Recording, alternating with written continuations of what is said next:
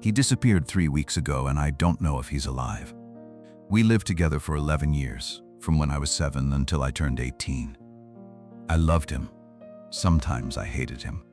I made mistakes I still remember, mistakes that changed everything. And now I have no answers, only guilt. His name was Shadow.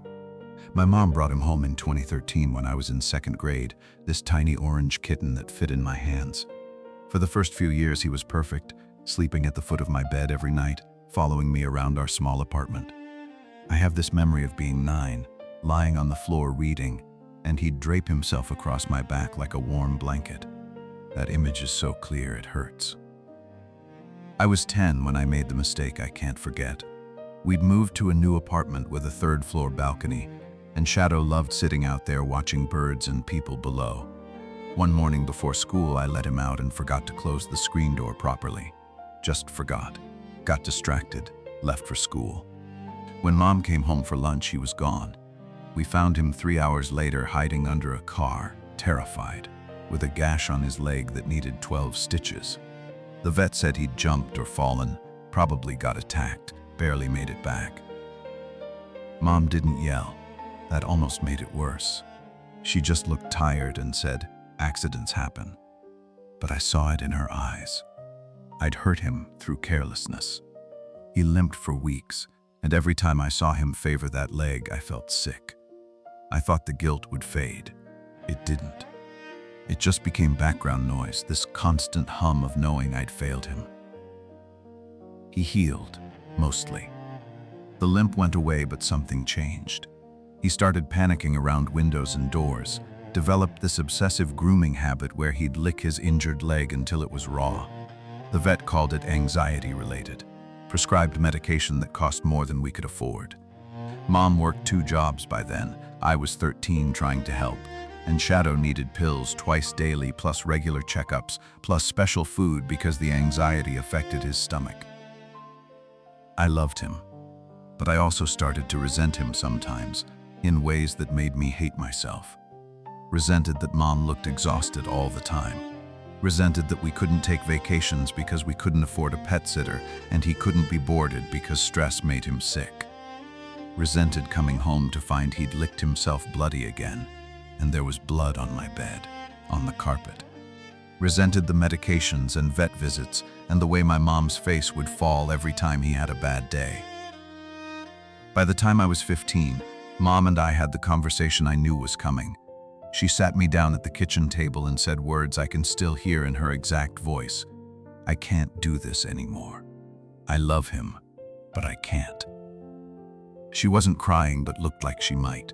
She was 52, working herself to exhaustion, and this cat I'd hurt through carelessness was draining what little energy she had left. We didn't surrender him to a shelter, couldn't do that.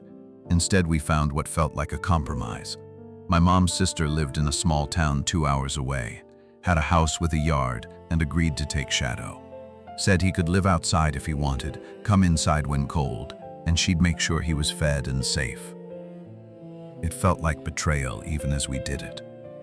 I was 16 when we drove him there on a Saturday in March. He yowled in the carrier the entire drive, that desperate sound cats make when frightened. I sat in the back seat feeling like I was abandoning him all over again.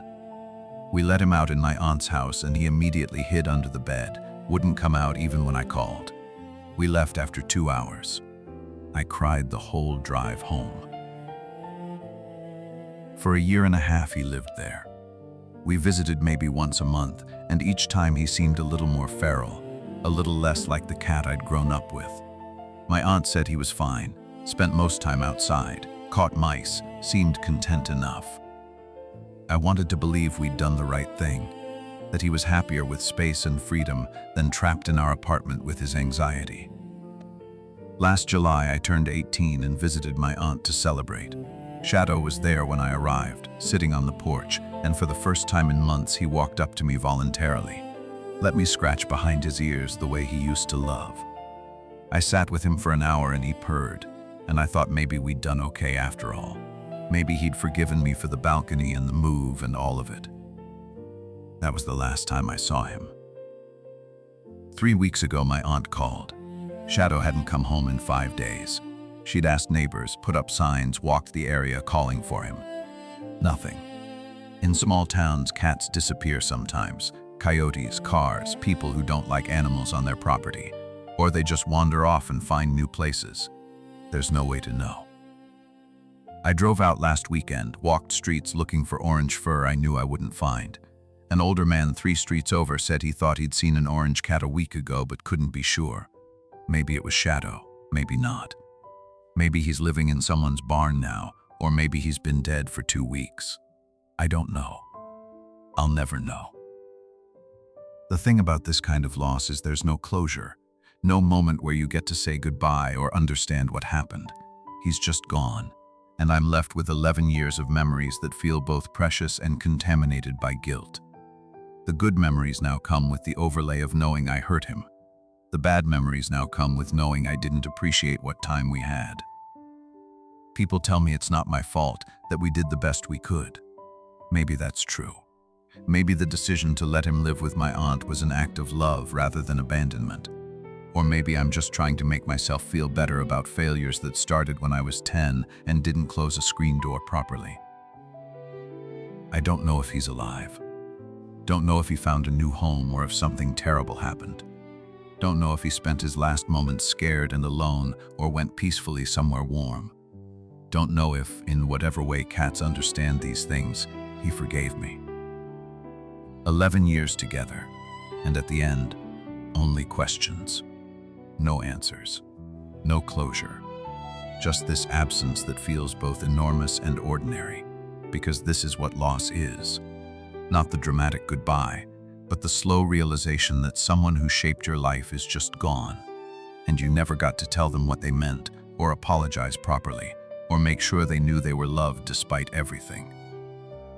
Sometimes I think I hear him, a sound in another room, or that particular rhythm of paws on floor, and I turn expecting to see orange fur. There's nothing there. Maybe that's better than knowing the truth. Or maybe it's worse. I don't know.